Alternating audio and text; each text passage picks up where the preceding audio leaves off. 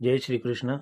નમસ્કાર મિત્રો, મારી આ એલજી ભક્તિભાવ યુટ્યુબ ચેનલમાં તમારું હાર્દિક સ્વાગત છે. આજે આપણે સ્વામી શ્રી સચ્ચિદાનંદજીની આત્મકથા મારા અનુભવો પ્રકરણ 51 નિંદા પ્રસ્તાવની રજૂઆત કરીશું.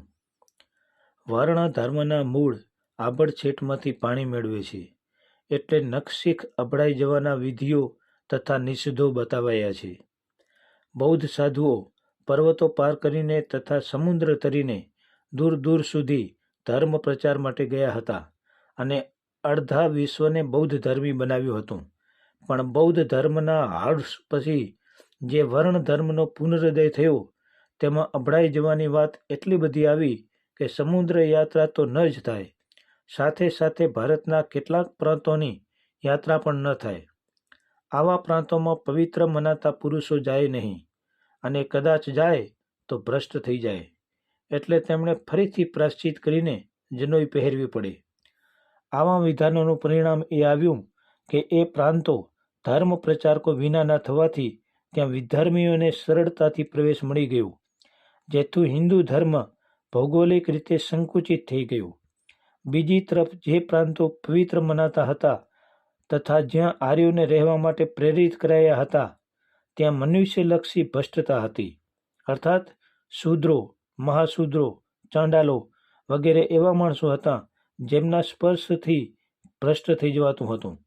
આચારલક્ષી કે વ્યવસાયલક્ષી પવિત્રતાની જગ્યાએ જ્ઞાતિ અને વર્ણલક્ષી પવિત્રતા ઉપર એટલો બધો ભાર મુકાયો હતો કે માણસ માણસની નજીક ન આવી શકતો.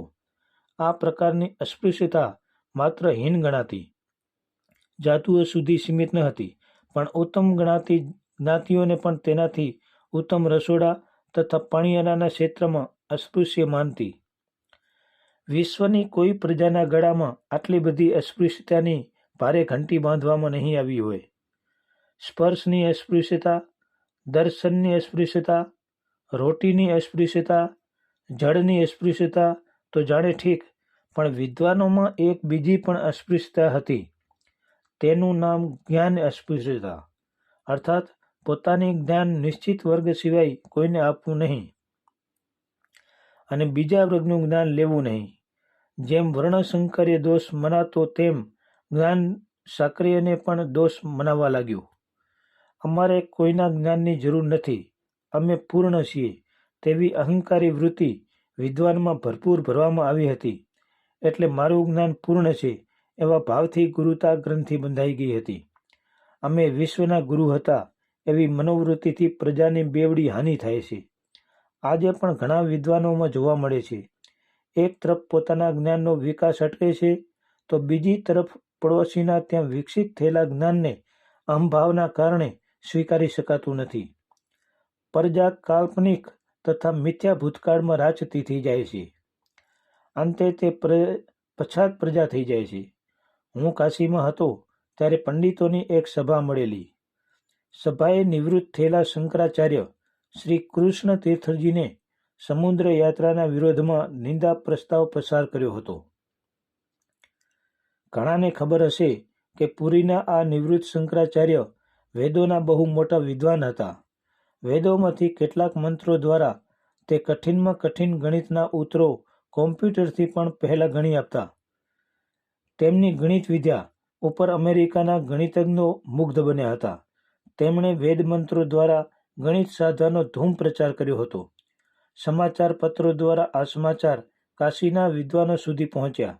બસ તેમણે સભા કરીને ઠરાવ પ્રસાર કર્યો કે આટલી મોટી ગાદી ઉપર બેસી ચૂકેલા માણસ જો સમુદ્ર યાત્રા કરશે તો ધર્મ મર્યાદા નષ્ટ થઈ જશે.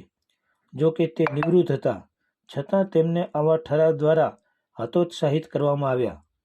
ખરેખર તો તેમનું અભિવાદન કરવું ઘટે, કારણ કે તેમણે અમેરિકાના બૌદ્ધિક વર્ગમાં વેદ મંત્રો પ્રત્યે આકર્ષણ જગાવ્યું હતું. પણ હિન્દુ ધર્મનું એવું નસીબ ક્યાં છે કે પોતાના સપૂતો અને કપૂતોનો ભેદ કરી શકે. સપૂતોનું સન્માન અને કપૂતોનું અવમાન થવાની જગ્યાએ સપૂતોની નિંદા થાય અને કપૂતો ઘી કેળા ઉડાવે એવી દશામાં જો પ્રજા અટવાતી હોય તો પરિણામ શું આવે?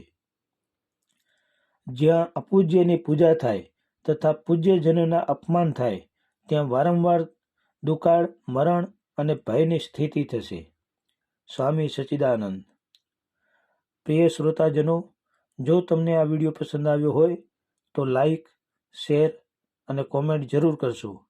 અને ફરી આવા વિડીયો જોવા માટે મારી આ એલજી ભક્તિભાવ યુટ્યુબ ચેનલને સબસ્ક્રાઈબ જરૂરથી કરશો. જય શ્રી કૃષ્ણ.